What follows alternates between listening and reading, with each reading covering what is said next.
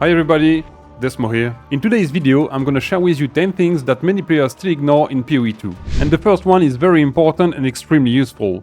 This is weapon swap skill setup. As you can see here, I have Spark. If you check the setup, I have it used with weapon step 1, because of the checkbox here. What it means is that if I am on my second weapon set, and I use Spark right here, it's gonna automatically go back to the weapon set 1. And this is extremely useful. Why? Because many players are using Blink, but Blink is reserving 60 spirit, which is quite a lot. So with the spirit limitation, it's likely that you will not be able to use Blink with other auras like offensive auras. We have Archmage here, for instance, which is reserving 100 spirit plus 10 for the clarity support here. So what you should do is set up all your skills for weapon set 1, like this one here, for instance. And then when you are using them, it's gonna automatically go back to the right setup. And when you use something else, which is, for me, linked to my movement skill ability, it's gonna automatically go to the right setup, and I don't need to change anything. And if I'm entering a combat zone, I just need to press any offense skills and it's gonna automatically go back to the right setup. You can verify that you are using the right setup because the spirit consumption is gonna be different. If I press Sigil of Power, for instance, you can see that my spirit is going higher because I'm using less spirit for this setup. And if I press Spark, you're gonna see that my spirit is going lower because I'm using Archmage. Something else that many players still ignore is the movement speed penalty from your body armor. When you have a body armor equipped, you have a movement speed penalty. You can see it on your character panel with movement speed modifier. You can see that right now I have 26.1. If I remove my body armor, it goes up to 30%. So there is body armor that are going to reduce more or less the penalty, but this is something that is always there. Something else that you may not know is about the currency exchange. When you hover over the market ratio on the currency exchange, you have additional information here about the market ratio. But if you press Alt on your keyboard while hovering, you have even more information, just like that. And you can even pin this table to keep the information visible. And this can be very useful if you want to compare the price of a currency that you want to buy or a currency that you want to sell. For instance, if I want to sell Divine Orbs, or if I want to buy them, you can see that there is a slight difference on the market.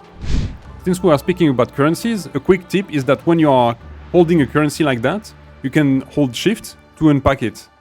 So you can make stack like that, and if you have many trades that you know you are going to do, like say you have a trade coming soon with 3 Exalted Orb, and then you have another one with 4, it's much faster to do it like that than clicking Shift on the currency and to select the exact number that way. Another thing that I've seen many players struggle with is to navigate in the stash tabs. You can do it with Control on your keyboard and scrolling, just like so, which is much faster than going through every tab, and it can save you a lot of time. And also you can use the arrow keys to go from one tab to another. For the Control Scroll feature, you need the extension Exile Exchange installed in your computer, and this is an extension that is used to price check items. The link will be in the description.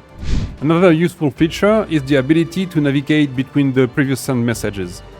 If you press the up or bottom arrow, you will be able to navigate between your messages like that, and you can send them over and over. So if you have a lot of trading incoming, you can just repeat the same message instead of tapping it. Since we are talking about chat, there's also chat commands. In this chat window, you can type / and different keywords that are going to give you information about the game. The most common used are /kills, which is giving you the amount of monster that you killed with this character. And you have also the /death, which is giving you the amount of time you died.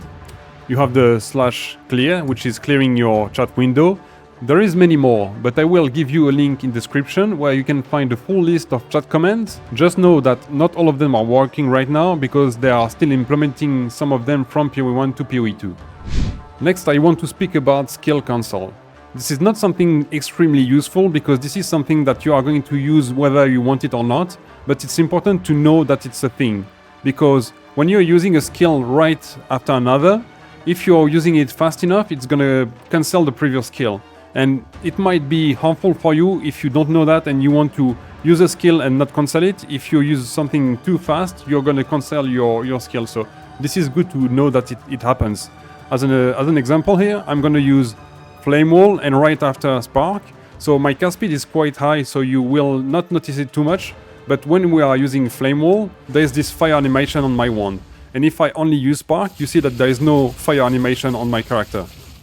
So if I press Spark right after my Flame Wall, you see that there is a fire animation, but I'm cancelling the Flame Wall with Spark. And the Flame Wall is not actually triggering. So if you cast something or use a skill right after another, you're gonna cancel the first one. This is something that you need to be careful about. The next thing that I want to share with you is that you have the ability to put a shortcut to open your portal. I have seen many players using the button down there to open the portal.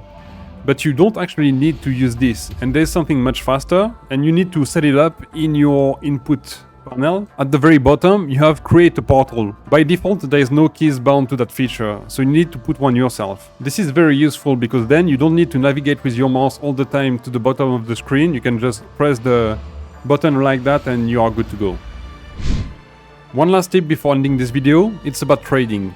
You should refresh the price of your items very often because an item which is listed for a few days, people are going to be less willing to buy them. Also, there's people live searching items, and if you just refresh an entire tab, there is a chance that people are going to be pinged with your item. So what you do, if you want to keep the same price for your items, you can just put 0.5 like that if you have the minimum price, or if you have a price like this one, for instance, you could do like 5.5 or 4.5, something like that.